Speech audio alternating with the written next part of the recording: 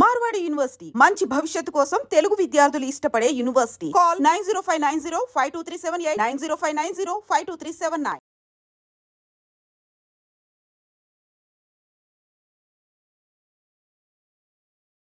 తెలుగు వచ్చా మీకు బాగా? తెలుగు డాడీ తెలుగు, వాళ్ళ రిలేటివ్స్ అంతా అంటే ఇలాంటి తెలుగు రాదు. ఇప్పుడు మాట్లాడే తెలుగు మన కన్నడ తెలుగు. అదే అప్పుడు మాట్లాడేది కన్నడ తెలుగు అంటే ఆ తెలుగును అప్పుడు మాట్లాడేటప్పుడు మీరు తెలుగు వాళ్ళేనా అనేవారు. అది ఒక డిఫరెంట్ స్టైల్లో ఉంటుంది. అక్కడ ఎందుకు ఆ బాగులు అట్లా వేయలేదా? సరిగా వేసుకో ఆ బాగుల్ని. బాగులు అంటే ఆ కన్నడ వర్డ్ తెలుగు వర్డ్ అంతా ఏం చేస్తూ ఉండవు. తింటువా అండ్ ఇంకొక కామెడీ చెప్తాను. మా బెంగళూరు సైడ్లో ఎప్పుడంటే రా ఇక్కడ కూర్చో, పక్కలో కూర్చోరా అన్నారు. నాకు తెలీదు పక్కలో కూర్చోరా అంటే comes SIT next to me అని.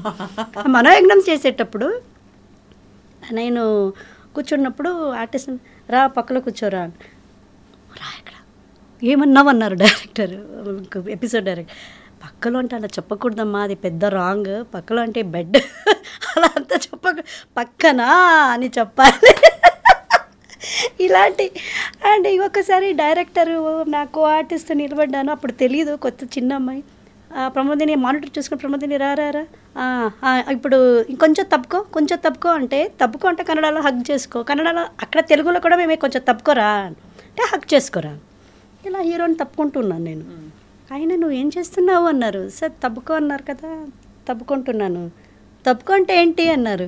తప్పుకో అంటే హగ్గు సార్ అన్నాను. ఏ లాంగ్వేజ్లో అమ్మా అన్నారు.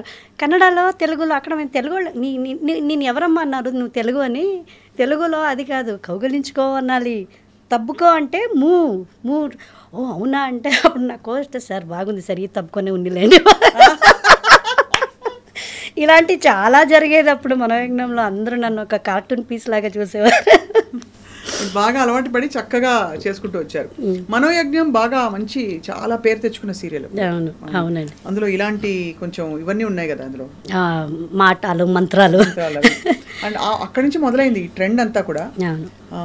ఈ సీరియల్స్ లో మంత్రాలు, తర్వాత స్పెషల్ పవర్స్ అవన్నీ అందరూ ఇష్టపడి చూసేవాళ్ళు. తర్వాత how did your career pan out? సినిమాలోకి ఎలా వచ్చారు తర్వాత మీరు? అప్పుడు నేను సినిమా చేయలేదు తెలుగులో.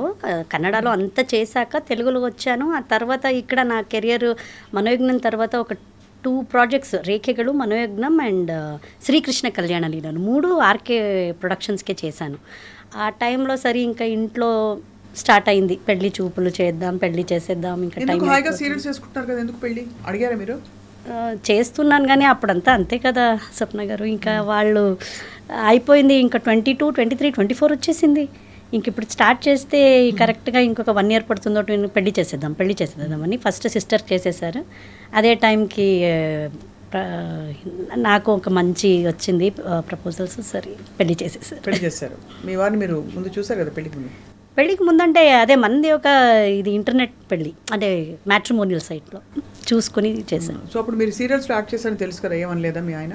కాదు, ఆయనకి నేను ఒక ఆర్టిస్ట్ అని తెలీదు. ఆయన వచ్చి ఈజ్ ఫ్రమ్ తమిళనాడు. సో నాకు పెళ్ళైనప్పుడు ఈ వాజ్ ఇన్ యుఎస్లో వర్క్ చేసేవారు. నా ప్రొఫైల్ పెట్టింది, నేను ఆర్టిస్ట్ అనే పెట్టాను. అన్నీ పెట్టింది చూసి పెట్టారా? కాదు, మా అన్నయ్య పెట్టాడు. సో నేను చూసేదాన్ని ఎవరెవరు ప్రపోజల్స్ పంపించారు ఏంటి అని. అన్నయ్య పెట్టాడు. సో నాన్న అన్నయ్య ఇద్దరు చూసేవారు ప్రపోజల్స్ అన్నీ. సో అది చూసి ఈయనకి ఒకసారి మా నాన్నకి ఫోన్ చేసి, మా నాన్న పెద్దగా ఆర్టిస్ట్, నా కూతురు ఏ సినిమాలో చేసింది, ఎక్కడ చేసింది, నేను ఎప్పుడు చూడలేదు అన్నట్టు మాట్లాడారు. సరే ఇంకా ఈయన దగ్గర ఇంకేంటి ప్రూవ్ చేసుకోవడం తెలియదు అన్నప్పుడు ఆయనకి ఫస్టే ఒక మాట చెప్పేశానండి, నేను ఆర్టిస్ట్ చిన్నప్పటి నుంచి చేస్తున్నాను, నాకు చాలా ఇష్టమైన ఒక ప్రొఫెషన్, ఆపకూడదు. రేపు నాకు యుఎస్కి వచ్చాక నాకు నచ్చలేదంటే you should be prepared to come back to India. అలాగే అవును, వెళ్ళి ఒక 5 years ఉండి నాకు నచ్చలేదా లైఫ్ స్టైల్ అక్కడ, అంటే నాకు సెట్ అవ్వలేదు, బాగలేదని కాదు కానీ నాకు సెట్ అవ్వలేదు. Ohio, Cleveland.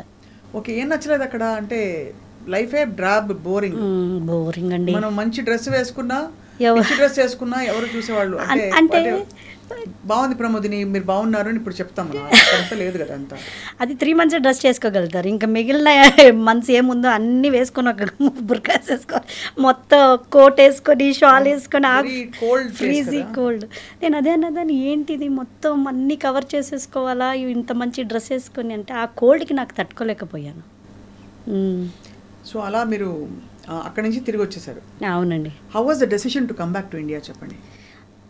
ఆ టైంలో చాలా కొంచెం నాకు మా ఆయనకి గొడవ అయింది.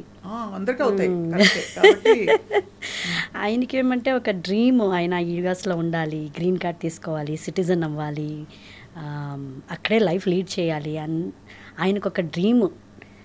పెళ్లి చేసుకునేటప్పుడు ఈయనేమో అనుకున్నారు అలా అంటుంది, తర్వాత వచ్చాక ఇక్కడ అడ్జస్ట్ అయిపోతుంది అని అనుకున్నారు. నేను వెళ్ళాక బాగానే ఉన్నింది ఒక 7-8 months.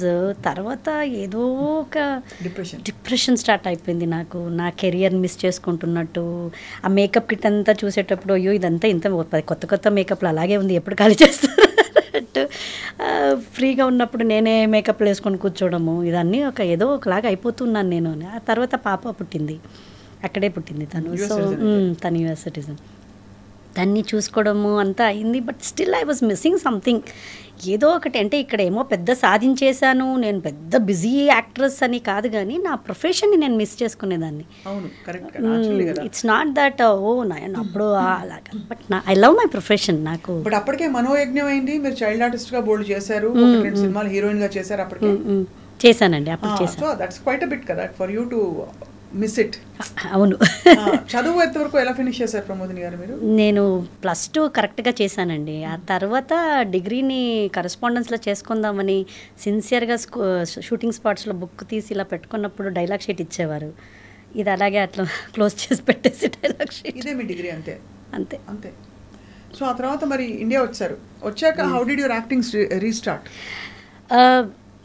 నేను రాగానే ఇమ్మీడియట్గా నా కన్నడ, నేను బెంగళూరుకి వచ్చాను, హైదరాబాద్కి రాలేదు. బెంగళూరుకి రాగానే ఫస్ట్ నా కన్నడ ఇండస్ట్రీ పీపుల్కి అంతా ఒక ఫోన్ చేశాను. వాళ్ళు కూడా అంతే వచ్చేసావా, మంచి చేసావులే, నాదొక అంటే సీరియలే స్టార్ట్ చేశాను రాగానే. పాయింట్ పరిమళ అని ఒక సీరియల్, సిహికై చంద్రు అండ్ సిహికై గీత అని వాళ్ళది ఒక పెద్ద ప్రొడక్షన్ ఉంది.